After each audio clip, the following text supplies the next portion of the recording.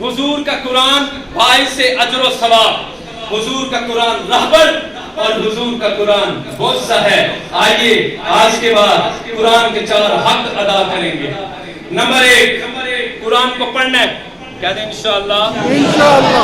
یہ نہیں کہ صرف رمضان نے آپ کی مشق کروا دی ہے، مشق کروا دی، اب اس کو تسلسل کے ساتھ 11 مہینے آپ نے قرآن کو پڑھنا ہے۔ اچھا قرآن کو پڑھنا ہے تو پڑھنا کس طرح ہے؟ میرے نبی سے پوچھ لیتے ہیں۔ میرے نبی نے کہا اقرأوا القرآن بالقول العرب، قرآن کو عرب کے لہجے میں پڑھنا ہے۔ اب قرآن کو عرب کے لہجے میں کون پڑھائے گا؟ مولانا صاحب۔ قرآن کو عرب کے لہجے میں کون پڑھائے گا؟ امام التراوی۔ قرآن کو عرب کے لہجے میں کون پڑھائے گا؟ حافظ قرآن۔ قرآن کو عرب کے لہجے میں کون پڑھائے گا؟ قرآء کرام۔ آپ لوگوں نے اپنی نسبت قرآء کرام کے ساتھ مضبوط کر لینی ہے۔ یہ قرآن کا پہلا حق ہے۔ دوسرا قرآن کا یہ حق ہے کہ قرآن کو سمجھنا ہے۔ اب جو قرآن کو سمجھنے والے ہیں ان کے بارے میں میرے نبی نے، میں پوچھ لیتا ہوں حضور مجھے بتائیے جو قرآن کو سمجھ کر پڑھے گا اس کو کیا ملے گا؟ جو بغیر سمجھے پڑھے گا اس کو کیا ملے گا؟ فرمایا جو بغیر سمجھے پڑھے گا اس کو ایک حرف پہ 10 نیکیاں ملے گی، اور جو قرآن کو سمجھ کر پڑھے گا، میرے نبی نے فرمایا عائشہ کہتی ہیں الماہر بالقرآن مع السفرۃ الکرام البررہ، جو قرآن کو سمجھ کر پڑھے گا وہ قیامت والے دن نیکیاں لکھنے والے فرشتوں کے ساتھ کھڑا ہوگا۔ سبحان اللہ۔ 2 حق ہو گئے، تیسرا حق قرآن پر عمل کرنا۔ کیا کرنا ہے؟ اور چوتھا کام قرآن کو آگے بڑھانا۔ قرآن کو پڑھنا ہے، سمجھنا ہے، عمل کرنا ہے اور آگے پھیلانا ہے۔ قرآن میں ہو غوطہ اے مرد مسلمان، اللہ کرے تجھ کو عطا جدت کردار۔ اور پھر اگر آپ سلامت ہیں تو پھر 2 شعر قرآن کے حوالے سے سماعت کیجئے کہ کیوں نہ ممتاز ہو اسلام دنیا بھر کے دینوں میں۔ اگر آپ جاگ رہے ہیں تو سبحان اللہ کے ساتھ مجھے داد دیجئے گا۔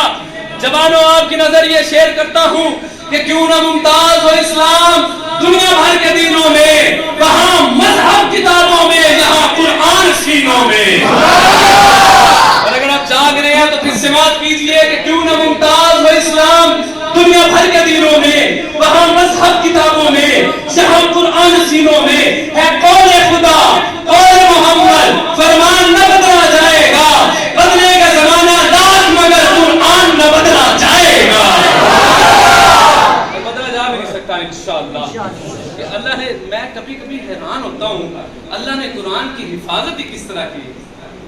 بہت شکریہ، سلامت ہے، کس طرح حفاظت کی ہے۔ اگر مولانا یونس صاحب استاد ہیں اور وہ مصلی پہ کھڑے ہیں اور وہ قرآن تراویح میں سنا رہے ہیں اور وہ حافظ صاحب ان کے شاگرد ہیں اور وہ سامع ہیں، تراویح میں قرآن سن رہے ہیں، اگر استاد غلط قرآن پڑھے گا اللہ نے اس کو اتنی جرأت دی ہے کہ وہ حالت نماز میں اپنے استاد کی غلطی نکالے گا کہ نہیں نکالے گا؟ انہوں نے کہا استاد جی استادی شگردی اپنی جگہ تے پر قرآن دا معاملہ ہے، استادی شگردی اپنی جگہ تے پر قرآن دا معاملہ ہے۔ تے غلطی معاف میں کوئی نہیں کرنی، کیونکہ جے میں تے غلطی معاف کر دیتی مینوں رب نے معاف کوئی نہیں کرنا۔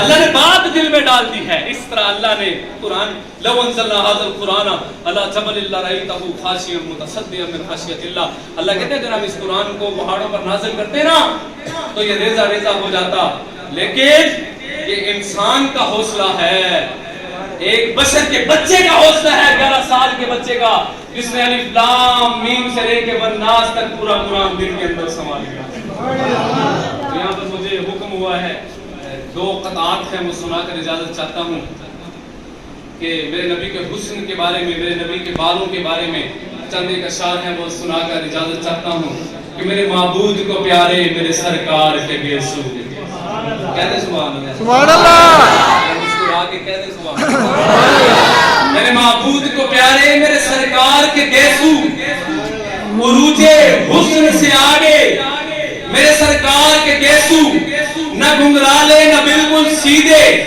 وہ گیسو خمیدہ ہیں، وہ گھنے اور رنگ میں کالے میرے سرکار کے گیسو۔ گھماتی ام سلمہ جو پانی میں منہ مبارک کو مریضوں کو شفا دیتے میرے سرکار کے گیسو۔ عمر سے عالم برزخ میں ملنے پر یہ پوچھوں گا، حضرت عمر کی بات کر رہا ہوں، عمر سے عالم برزخ میں ملنے پر یہ پوچھوں گا کفن میں کس لیے رکھے میرے سرکار کے گیسو۔ اور فقط اسی واسطے خالد نے ہر مار کا جیتا، فقط اسی واسطے خالد نے ہر مار کا جیتا۔ انہوں نے ٹوپی میں رکھے میرے سرکار کے گیسو، اور زیارت گیسوؤں کی ہے نبی کی دید کا حصہ، وہ ہے خوش بخت جو دیکھے میرے سرکار کے گیسو۔ ایک دعا دیتا ہوں اور ایک شعر سناتا ہوں، وہ دعا آپ کے لیے، آپ کی نسلوں کے لیے، آپ کی آنے والی نسلیں اور اس کی آنے والی نسلیں اور اس کی آنے والی نسلوں کے لیے وہ دعا ہے۔ اس دعا پر آپ کے دل دھڑکیں گے اور آپ نے دھڑکن کو سبحان اللہ میں اور آمین میں بدلنا ہے۔ دعا کیا ہے؟ اے اللہ کسی رات ہم عشاء پڑھ کے سوئیں، کہتے سبحان اللہ، اے اللہ کسی رات ہم عشاء پڑھ کے سوئیں اور ہم خواب میں گہری نیند میں چلے جائیں۔ اب آپ نے سبحان اللہ کہا تھا، میں نے بتایا کہ آپ سے، مجھے پتا ہے کہ اس جس ہستی کا میں نام لینے لگا ہوں آپ سے رہا ہی نہیں جانا، آپ سے رہا ہی نہیں جانا۔ اے اللہ کاش ہم عشاء پڑھ کے سوئیں اور ہمیں خواب میں حضرت بلال حبشی مل جائے، ہمیں حضرت بلال حبشی مل جائے، حضرت بلال مجھے یہاں پر ایک بات یاد آئی، ہمارے دوست ہیں قاری عبداللطیف قاسمی صاحب، وہ کہتے ہیں میں حج پہ گیا، میں نے دیکھا کہ گھگرالے بالوں والا ایسے اپنی ٹانگیں لمبی کر کے نا ٹانگ کے اوپر ایسے ٹانگ رکھے نا بیٹھا ہوا، لوگ آ رہے ہیں ان کے ہاتھوں کو بوسہ دے رہے ہیں، سلام لے رہے ہیں، آگے جا رہے ہیں، ہاتھوں کو بوسہ دے رہے ہیں، آگے جا رہے ہیں۔ ارے دوسرا یار یہ کون ہے، یہ کون ہے جس کے ہاتھوں کو لوگ چوم رہے ہیں؟ میں بڑا حیران ہوا، یہ کون ہے جس کا رنگ بھی کالا ہے، اس کے بال بھی گھنگریالے ہیں، اس کی ناک بھی چپٹی ہوئی ہے، اس کے ہونٹ بھی بڑے ہیں، ہاں اس کی کوئی خوبصورتی بھی ظاہر نظر نہیں آ رہی، تو یہ کون ہے؟ تو مجھے ایک عربی عالم تھے، میں نے ان سے پوچھا کہ یہ کون ہے؟ اس نے کہا کہ حضرت بلال حبشی کے خاندان کے پوتے ہیں۔ سبحان اللہ، حضرت بلال حبشی کے خاندان کے پوتے ہیں۔ تو میں حیران ہوا، میں نے کہا واہ مولا، اگر ان کالے رنگ والے لوگوں کے خاندان میں حضرت بلال نہ آئے ہوتے تو لوگ ان کو اپنے پاس بھی نہ بٹھاتے، لیکن جب حضرت بلال آئے تو آج ہم کیا کہتے ہیں؟ سیدنا بلال، ہمارے سردار حضرت بلال حبشی ہیں۔ تو ہم کسی رات عشاء پڑھ کے سوئے، ہمیں خواب میں حضرت بلال حبشی ملے، اب آپ سے رہا نہیں جا سکتا، دعا اب آپ سے کسی سے بھی رہا نہیں جانا، آپ نے سبحان اللہ کہہ کے اس کے بعد آمین کہنی ہے۔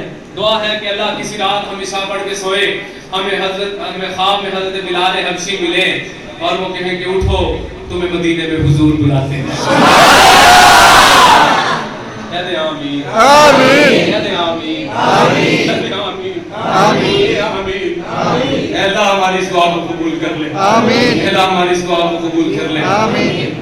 اور ایک شعر جو آپ کی زندگی کو جنت بنائے گا کہ زندگی کا یہ ہنر بھی آزمانا چاہیے۔ بڑے ہم نے ہنر آزمائے، ہم نے لڑائیاں کی، جھگڑے کیے، ناراضگیاں کی، بہن کے ساتھ لڑائی تھی، پھوپھو کے ساتھ لڑائی تھی، خالہ کے ساتھ لڑائی تھی، تایا کے ساتھ لڑائی تھی، چچا کے ساتھ لڑائی تھی، چچا کو شریکہ کہتے ہوئے ساری زندگی ہماری بیت گئی، چچا کے بیٹے تائے کے بیٹے کو شریکہ کہتے ہوئے ساری زندگی گزر گئی۔ یہ شریک کا لفظ تو اللہ کو بھی پسند نہیں ہے۔ اگر چچا کا بیٹا شریک ہوتا، اگر چچا کا بیٹا شریک ہوتا تو ہجرت کی رات اللہ کے نبی نبوت کے بستر پر اپنے چچا کے بیٹے علی کو سلا کر نہ جاتا، علی کو سلا کر نہ جاتا۔ اور پھر جب آپ وہاں پر گئے تو مہاجرین و انصار میں جب بھائی چارہ ہو گیا تو حضرت علی نے فرمایا، مایوسی میں فرمایا حضور میرے آنے کا انتظار بھی نہ کیا اور آپ نے ہر مہاجر کو انصاری کا بھائی بنا دیا، آپ کو علی یاد نہ آیا، آپ کے چھوٹا بھائی ابو طالب چچا کا بھائی یاد نہ آیا۔ حضور مسکرائے اور آپ نے علی کا ہاتھ پکڑا، آپ نے فرمایا علی وہ تو دنیا میں ایک دوسرے کے بھائی ہیں نا، علی انت اخی فی الدنیا والآخرہ، تو دنیا میں بھی میرا بھائی ہے اور آخرت میں بھی میرا بھائی ہے۔ تو آج کے بعد ہم نے چچا کے بیٹے کو شریکہ نہیں کیا، اور یار یہ ہمارے قوت بازو ہیں، یہ ہمارا دست و بازو ہیں، تھرڈ پارٹی آپ پر حملہ کرے گی نا چچا کے بیٹے کو برداشت نہیں ہوگا، سامنے جا کے کھڑا ہو جائے گا، انہوں نے کہا چل رہے ساڑھے گھر کی لڑائی ہے، تو ماما لگ رہے یہ میرے گھر کی لڑائی ہے، اگر میری ناراضگی ہے وہ ہمارے گھر تک ہے، میں یہاں پر موجود ہوں، میں دیکھتا ہوں میرے چچا کے بیٹے کو کون ہاتھ لگاتا ہے۔ ایک مثال سمجھیے، جب ناخن بڑھتے ہیں، ناخن کاٹتے ہیں انگلیاں، اسی طرح جب رشتوں کے اندر غلط فہمی آ جاتی ہیں، ناراضگیاں آ جاتی ہیں، تو غلط فہمیاں اور ناراضگیاں دور کی جاتی ہیں، رشتوں کو کاٹا نہیں جاتا. غلط فہمیاں ہو گئی ہیں، بیٹھ کے دور کر لیں گے، چار دیواری میں بیٹھ جائیں گے، گھر کا جو بڑا ہے اس کو سالس پر آ لیں گے، دونوں بات سنائیں گے، ایک جپھی لگائیں گے، ناراضگیاں ایک جپھی کی دور. کورونا ہے یہ بھی منع ہی، یہ بھی ہماری وہ کیا ہماری فردوس عاشق امان نے بھی کہہ دیا کہ یہ منع ہے، یہ بالکل منع ہے، یہ کوئی نہیں کرنا. تو لگا لیں عید والے دن اپنے چچا کے بیٹا ناراض ہے تو جاؤ یار اس کو گلے سے لگا لو، خدا کی قسم وہ دور تو نہیں کرنے والا. تایا کے ساتھ ناراضگی آ کر